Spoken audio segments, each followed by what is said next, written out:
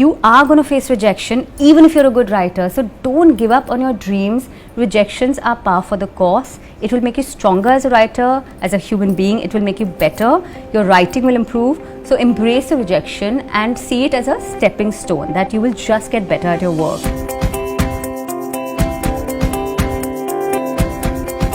Hey everyone, Bookish is back with season 5 and we're very excited. This is the talk show where you get to know your authors a little better. And today too, we will have a freewheeling and a very candid conversation with one of your authors. We have with us Meghna Pant, author, speaker. She's a journalist and a feminist. Meghna, a very warm welcome to you on Bookish. We are delighted to have you with us. Thank you so much, Aishwarya. It's such a delight to be here. In fact, I'd like to ask you about this beautiful property, Taj Lands End, where we are right now. Yeah. Have you been coming here often? You have any memories absolutely. of Taj Lands End? So I'm a Mumbaikar to the core, and of course Taj Lands End is, you know, an iconic landmark in our city. So we start with the rapid fire. You're ready? Absolutely. Okay. You have to be quick with your answers. Okay. Tea or coffee? Coffee. Okay. Morning lark or night owl? Morning lark. You're a morning person. What time do you get up in the morning? 6 a.m. But that's only because I've had a baby, so. Recently? Recently, Okay, yeah. that's nice. Reading or writing? Writing. Okay. Mountains or beaches? Mountains. I'm a Pahari girl, so I love my mountains. I was born in Shimla. Oh, nice. Journalist or author? Author. Okay. Famous Five or Mallory Towers? Mallory Towers, because I loved Daryl Rivers, the protagonist. She was like literally my, icon when I was growing up. Okay, great. 3 words that best describe you. Passionate, hardworking, focused. Okay. All very serious words. Also very funny, but only offline. Also very funny. Well, I'd like to ask you then, if you had a supernatural power, what do you think it would be? It would be a world where men and women are equal. You know, I'm a feminist, right? And I feel like although we're making progress and women are much better off today than they were even, at our grandmother's time, I wish we could sort of fast forward the process. I still feel like change is very slow and it's not percolating down to, tier 1, tier 2 cities and towns and villages. So I want the trickle down effect. I want every woman in India to be as empowered as the men in India. I want them to contribute to the progress of our country the way they should. So I'm hoping that change really comes about. I know it's long in the making, it's long in the coming, it's going to take us decades, centuries to get there, but I wish there was a way to, fast forward that. And if you had to have a supernatural power to do that, to enable that, let's say time travel or Mr. India's invisibility, what would you? I would become invisible and go to every man and tweak his brain so he starts thinking of women as equal. Okay, so that's just going to need more than just Mr. India. But Absolutely. Okay, I get the point. How many times do you charge your phone? Oh God. On days that I'm writing, I will not even look at my phone. So my notifications are WhatsApp, Twitter, everything is off on my phone. So when I'm writing, there are literally, I think I'll charge my phone once in 2 days. But when I'm promoting my books or marketing, then I'm charging my phone 3 times a day. So you're not so digitally hooked. Oh God, I'm very challenged, tech challenged. So a rumor that you would like to spread about yourself? Meghna is India's #1 best-selling author, Chaitali Bhagat. There's a lot of joke on Chaitali Bhagat. Okay. If you were to assign a portfolio to the following people, what ministries are you going to give them? Okay. Gurmeher Kaur. Education. Kalki Kochlan. Foreign affairs. Nice. Saurabh Pant, your brother. I think I'll make him the Prime Minister. I think he'll make a fantastic candidate. He's hardworking, he knows his politics and he's earnest. I think we need someone honest and I've never met a more honest person in my life. We need a lot of integrity. We need a lot of integrity and he has that. And I'm saying that as a sister, I've never You seen really somebody love with him so a much. lot. I do. He has a lot of integrity, more than any person, male or female, that I've ever met. Okay. Shri Gauri Sawant. Definitely, I think we need, something for LGBTQI rights, and I think she's doing a fantastic job. Yes. She said a beautiful line that gender is not in your genitals, but in your mind, and that line has always stayed with me. I carry it with me wherever I go. Yeah, such a nice line. Gul Panag. Oh my God, she's the jack of all trades. She's amazing. Very versatile. She's so versatile and so dynamic. I keep every time I meet her, she's doing something, you know, new and groundbreaking. So what ministry would I give her?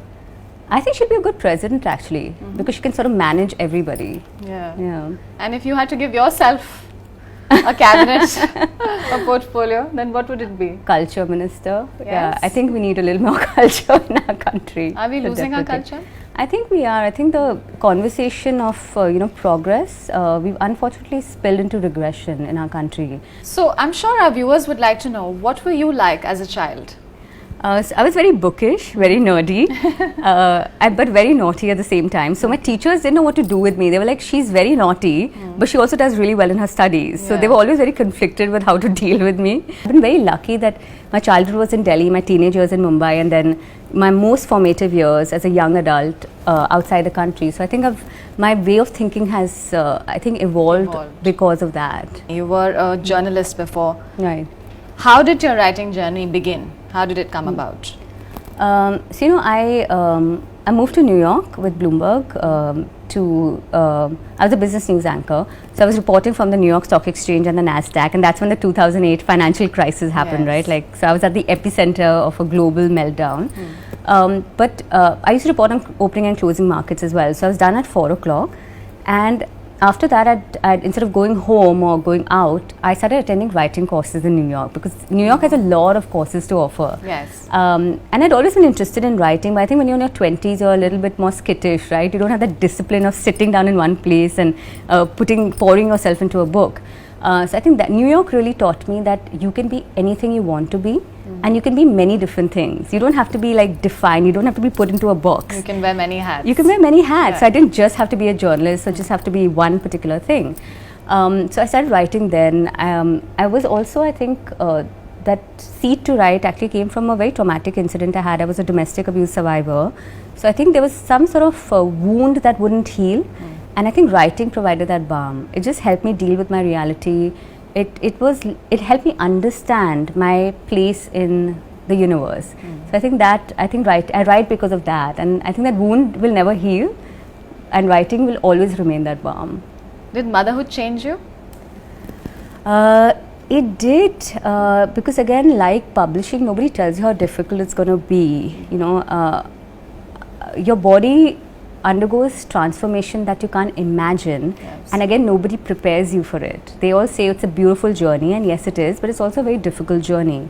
So you're watching your body almost from the outside, and you're seeing it transform and change, and there's this very sort of double helix of being a mother, where at one point you hate your body because it's getting bigger, it's getting out of control, and at the same time it's giving form to a life inside you, and that life is going to be something you love more than anything else in this world. Absolutely. So you're condemning and worshipping your body at the same time. So it's a very interesting journey, and I've loved being a mother. I wanted a daughter, so fortunately I have a girl, a baby girl. She's a year old, and I think she's the love of my life, and I think it's the most beautiful experience. Sure is. I mean, I think children also sort of in their own way inspire us. So, for me personally, like a lot of people said, Acha Meghna, abhi you're pregnant and you're going to have a baby. So for the next 5 years, forget your career, forget your dreams, forget your aspirations. And this one I want to tell women, please do not do that. You cannot give up on yourself or your dreams or aspirations. You can be a mother and also achieve your dreams. It's not, mutually exclusive. These are not mutually exclusive things. So I in fact ended up writing 3 non-fiction books within the first year of my child being born. And I did it because people told me ki you can't do it. So I want to break that myth that once women become mothers, they can't be anything else, or they have to forsake their careers. And I want to debunk those stereotypes, because it's not true. I've seen my own mother work through having 2 kids, and she ended up retiring as the Chief Commissioner of Bombay. So she never gave up on her job or her aspirations or dreams. So you shouldn't lose your identity just because you're a mother. It's one of the things that you are, but you're also many other things. Sure. So speaking of motherhood, my next question is about parenting. Right. Is it important for parents to raise children as feminists? Absolutely. What's happening is that we're talking to the 497 million women in our country, but we're not talking to the 600 million men. So what's happening is, A, they're getting left out. They're feeling like, feminism or gender equality is men versus women. Yes. Whereas actually, that's not the case. It's not the case. It's men and women versus a system of patriarchy, because men are also victims of patriarchy, Small things like a man always has to pick up the restaurant bill. A man is not allowed to be sensitive or vulnerable or cry, or the tribe we hear that boys will be boys. So we need to start talking to our boys the way we are talking to our girls. So while we're empowering our girls, we should also empower our boys. We should tell them that you can be whatever you want to be. If you want to be a dancer, a chef, you want to wear pink, you want to play with dolls, you can do all that. You can be sensitive, and that doesn't make you less of a man. So I think these boxes that we put both genders into, we need to stop it. There's no stereotyping. If my daughter tomorrow, wants to play football or rugby or whatever, I will never stop her. If she wants to wear blue, whatever she wants to do with her life, I will be the first person to support her. And if I had a son, I would do the same thing. So my next question is, what is the best way of fighting patriarchy, and how can we break the myth also that men cannot be feminists? So, I've been surrounded by men who are all feminists. Fortunately, I think I must be very lucky. Or at least, I think maybe talking to me makes them feminists. I don't know what the deal is. But I think you're doing something. I'm doing something probably. But I've always felt like we have different roles to play. Like a man cannot carry a child, so it is something biological. We can't fight those truths. But the truths that we can fight, we must fight. So simple things like, we teach our kids so much, history, geography, and Indian students are the best students in the world. They're so intelligent. Why don't we have lessons on awareness, on gender awareness, on sex education, sensitize our kids as they're growing up, so that instead of talking about changing our girls, we also talk about changing our boys. Then instead of telling girls ki ghar se bahar mat jao, we tell men that jab aap ghar se bahar jate ho, then don't touch girls, inappropriately. So be respectful. Be respectful, be gentle. They're also human beings like you. They have the same fears, the same hopes, the same dreams. What drew you to the wider themes of female identity and experience? And how did this book, Feminist Rani, come about? So, this publishing is supposed to be sort of the most emancipated of, all industries, right? Literature is a platform where slightly more evolved people come into the forefront. But even within publishing, men get higher advances than women. I feel like men just have it easier even within publishing. So for me, when I got into publishing, people told me things like, why don't you publish under Meghna Pant? Because it sounds androgynous. It doesn't sound like a woman immediately. So what will happen is your readers will take you more seriously just because you have a name that sounds like that of a man. So even J.K. Rowling, it's crazy. So J.K. Rowling, her actual name is Joanne Rowling, and E.L. James wrote 50 Shades of Grey, is actually a woman, and her name is Erica Michelle. So these people have purposely adopted androgynous sounding names because men are taken more seriously as authors. So you're producing the same content or better content, but just because you're a man, you're given more credibility. But we couldn't fool the boys for long, Not for long. But so the choices when you're entering even publishing, and I like to say this to all my aspiring female writer friends, and stay true to yourself. I was told things like, you don't look like an author type, you don't look like a feminist type, because I'd wear makeup, or if I put on heels, or I wore a dress. And I said, you know what, this is who I am, and I'm not one thing, I'm not a stereotype. So I'll continue to be who I am, because I have to remain true to myself. That's all I know. And even within that, by staying true to myself, break stereotypes from within. So instead of changing yourself, you change the system. And that is the true discourse of feminism, isn't it? Absolutely, absolutely. To be yourself. To be yourself and to stay true to who you are, and to exercise agency, again, not by changing yourself, but by changing the system. Meghna, tell us about your writing routine. What's a typical writing day for you? So I'm a very sort of obsessive writer. So I do try to at least on a daily basis write 500 to 1,000 words. And it doesn't just have to be fiction. It can even be articles or speeches or just any form of being able to put down words onto paper. Because what it does is it gives you the discipline.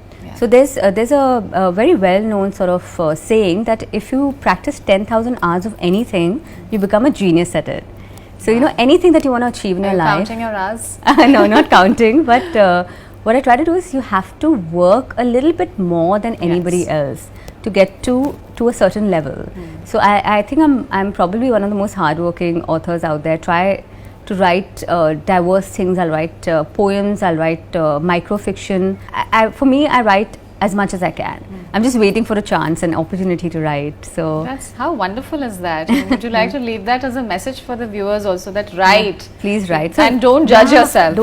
Oh my God, we're so hard on ourselves all the time. We are our worst critics. I think authors especially. Yeah. So we'll write something.